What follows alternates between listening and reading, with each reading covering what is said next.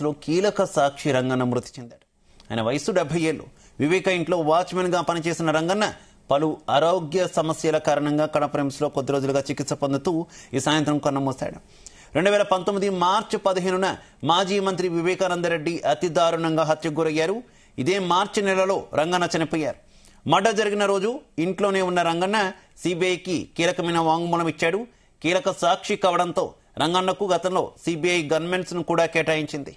అనారోగ్య సమస్యలతో రంగన్న కన్నుమూయడంతో కేసు ఊహించని మలుపు తిరిగినట్టయింది.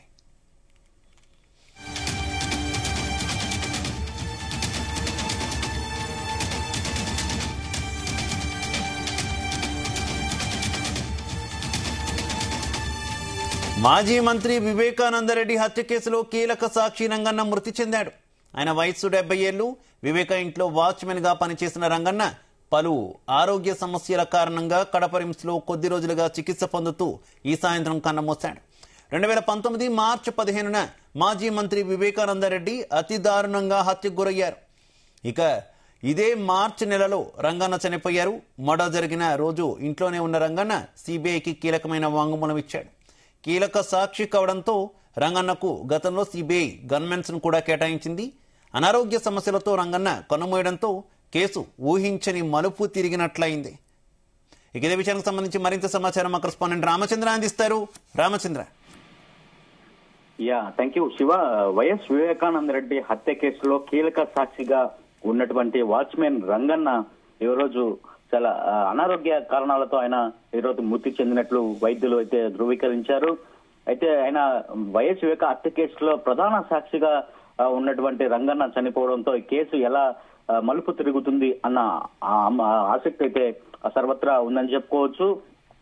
అయితే ఆయన గతంలో నుంచి కూడా వయసు రీత్యా అనారోగ్యంతో బాధపడుతూ ఉన్నారు. అయితే ఈ రోజు కడప రిమ్స్ ఆసుపత్రిలో ఆయన చికిత్స కోసం హుటాహుటిన పులివెందుల నుంచి కడప రిమ్స్ కు తరలించారు. అయితే అప్పటికే ఆయన మృతి చెందినట్లు పోలీసులు ఆయన కడప రిమ్స్ కు తరలించారు. అయితే అప్పటికే ఆయన రంగన్న మృతి చెందినట్లు వైద్యులు చెప్పడంతో ఈ విషయం అయితే బయటకు చూసినట్లుగా చెప్తున్నటువంటి ఏదైతే మొదటగా వివేక హత్య జరిగిన మొదటి రోజే ఆ రోజు తెల్లవారుజామున వివేక మృతదేహాన్ని రంగన్న చూసి ఆయన కోర్టులో నలుగురిని నిందితులను ఎవరైతే ఎర్ర గంగిరెడ్డి, ఉమాశంకర్ రెడ్డి, సునీల్ యాదవ్, దస్తగిరి కలిసి వివేకను హత్య చేశారని చెప్పి 164 స్టేట్మెంట్ లో రంగన్న చెప్పారు. A1 నిందితుడిగా దస్తగిరి అప్రూవర్ గా మారినటువంటి పరిస్థితిని వైఎస్ వివేక హత్య కేసుకు సంబంధించి. అయితే ఇదే కేసులో నిందితుడిగా ఉన్నటువంటి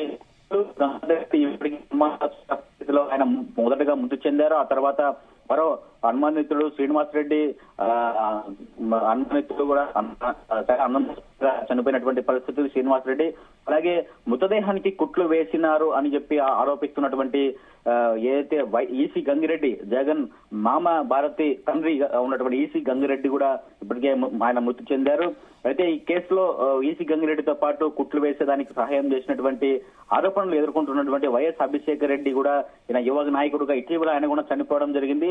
అయితే ఇప్పుడు తాజాగా వాచ్మెన్ రంగన్న కూడా చనిపోయారు. అయితే వివేక హత్య కేసులో ప్రత్యక్ష సాక్షి ఇలా చనిపోవడంతో కేసులో ఎటువంటి ప్రభావం ఉంటుందన్న పరిస్థితి అయితే కనిపిస్తోంది. అయితే కీలక సాక్షులంతా కూడా చనిపోతున్నారు వివేక కేసుకు సంబంధించినటువంటి వారందరూ కూడా. కానీ కేసు మాత్రం అడుగు కూడా ముందుకు పడట్లేదన్న ఆరోపణలు కూడా. మృతికి సంబంధించి వివేక కుమార్తె సునీత ఏమైనా రెస్పాండ్ అయ్యారా? మొదటి నుంచి కూడా రంగన్నకు వయస్సు రీత్యా అలాగే వినికిడి లోపం కావచ్చు, అలాగే ఆయనకు వయసు కూడా మీద పడడంతో చాలా సంవత్సరాల నుంచి కూడా దాదాపు 2 సంవత్సరాల నుంచి కూడా ఆయన అనారోగ్యం పాలవుతున్నారు. అప్పటికే వైద్యం అందించుకుంటూ ఉన్నారు. 2 సంవత్సరాల క్రితం కూడా జీ తెలుగు న్యూస్ తో ఆయన ఎక్స్క్లూజివ్ గా మాట్లాడినారు. అప్పుడు కూడా ఆయన చాలా ఒకటే స్పష్టంగా చెప్పడం జరిగింది, ఆయన ఆరోగ్యం బాగలేకపోయినా కూడా తనకు మతిమరుపు కూడా ఉందని చెప్పి కూడా చెప్పడం జరిగింది. అయితే దీన్ని కోర్టు పరిగణలోకి తీసుకోలేదు. అయినా కూడా ఆయన చెప్పడం మాత్రం చాలా స్పష్టంగా చెప్పడం జరిగింది. ఆ రోజు వివేక సారు బాత్రూమ్ లో పడి ఉన్నారు, నేను తెల్లవారుజాము చూసినప్పుడు ఈ నలుగురు కూడా వెళ్ళిపోతూ ఉన్నారని చెప్పి ఆయన చాలా మన జీ తెలుగు న్యూస్ తో కూడా ఎక్స్క్లూజివ్ గా మాట్లాడినప్పుడు కూడా ఆయన చెప్పడం జరిగింది. అయితే ఇదే వాంగ్మూలాన్ని అప్పట్లో కోర్టు ముందు కూడా ఆయన చెప్పినట్లుగా ఆయన ఆ రోజు చెప్పడం జరిగింది. అప్పటి నుంచి కూడా 2 సంవత్సరాల నుంచి కూడా రంగన్నకు అనారోగ్య రీత్యా ఆయన వయసు మీద పడటంతో అప్పటి నుంచి కూడా ఆయన ఆసుపత్రులు పలు హైదరాబాద్ లో ఆయనకు వైద్యం చేయిస్తూ వచ్చారు. అయితే పోలీసు ఈ సెక్యూరిటీలో కూడా ఆయన 1+1 పోలీసులు సెక్యూరిటీ భద్రత కల్పించింది కోర్టు. అప్పటి నుంచి కూడా పోలీసులు కూడా రంగన్నతో పాటు ఎక్కడైనా హైదరాబాద్ లో వైద్యం చేయించుకున్నారో, తర్వాత తిరుపతికి వెళ్లారు. తిరుపతి నుంచి చాలా ప్రాంతాల్లో అనేక ఆసుపత్రుల్లో కూడా ఆయన తిరిగి వైద్యం సేవ కోసం వెళ్ళినటువంటి పరిస్థితి. అయితే ఇవాళ పులివెందులలో మాత్రం ఆయనకు హుటాహుటిన అస్వస్థతకు గురయ్యారు. ఆ తర్వాత వెంటనే కడప రిమ్స్ కు తీసుకొచ్చారు పోలీసులు. అయితే అక్కడికి రాగానే వైద్యులు కూడా పరీక్షించి ఆయన అప్పటికే చనిపోయినట్లుగా మృతి చెందినట్లుగా అయితే ధృవీకరించారు వైద్యులు. అయితే మరి ఈ కేసుపై వైఎస్ వివేక కూతురు సునీత ఏదైతే కీలక సాక్షిగా ఉన్నటువంటి ప్రత్యక్ష సాక్షిగా ఉన్నటువంటి రంగన్న మృతిపై వైఎస్ సునీత ఏమైనా స్పందిస్తుందా, సిబిఐకి ఏమైనా లెటర్ కానీ, లేదంటే ఈ సాక్షి చనిపోయారు కాబట్టి మరి దీని ప్రభావం ఎలా ఉండబోతుంది కేసుపై అనేది కూడా ఆరా తీసే అవకాశాలు అయితే చాలా స్పష్టంగా ఉన్నాయి. మొత్తానికి వివేక కేసుకు సంబంధం ఉన్నటువంటి దాదాపు ఒక 5 మంది వరకు కూడా ఈ కేసుకు సంబంధం ఉన్నటువంటి వారందరూ కూడా అనుమానితులు, అలాగే సాక్షులుగా ఉన్నటువంటి వారు కూడా చనిపోవడం ఈ కేసులో చాలా కీలక పరిణామంగా మనం భావించవచ్చు. ఈ కేసుకు సంబంధం ఉన్నటువంటి ప్రతి ఒక్కరు కూడా ఇప్పటికి 5 మంది వరుసగా చనిపోయినటువంటి. అలాగే రామచంద్ర, కూటమి ప్రభుత్వం వచ్చిన తర్వాత కొంత కేసు స్పీడప్ అవుతుంది అనుకున్నారు కదా. కూటమి నేతలు కూడా ఎన్నికల్లో ఈ అంశాన్ని ఎక్కువగా ఉపయోగించుకున్నటువంటి పరిస్థితి. కాకపోతే వీరు అధికారంలోకి వచ్చాక కూడా కేసులో ఏ చలనం కనిపించట్లేదు, ఎందుకు అనుకోవాలి? ఖచ్చితంగా గతంలో ఎన్నికల ముందు కూడా ఈ వైఎస్ వివేక హత్య అంశం కావచ్చు కూటమి ప్రభుత్వం పెద్ద ఎత్తున ప్రచారం అస్త్రంగా చేసుకునింది. అయితే ఇప్పుడు అధికారంలోకి వచ్చిన తర్వాత ఎందుకు స్పీడప్ అవ్వలేదన్న అనుమానాలు అయితే చాలా మందికి వ్యక్తమవుతున్నాయి. అయితే ఇటీవల వైఎస్ సునీత అలాగే తన భర్త రాజశేఖర్ అందరూ కూడా అటు పవన్ కళ్యాణ్ కలవడము, అటు చంద్రబాబు నాయుడును, లోకేష్ ను వీరందరినీ కూడా ఎప్పటికప్పుడు కలుస్తూనే ఉన్నారు.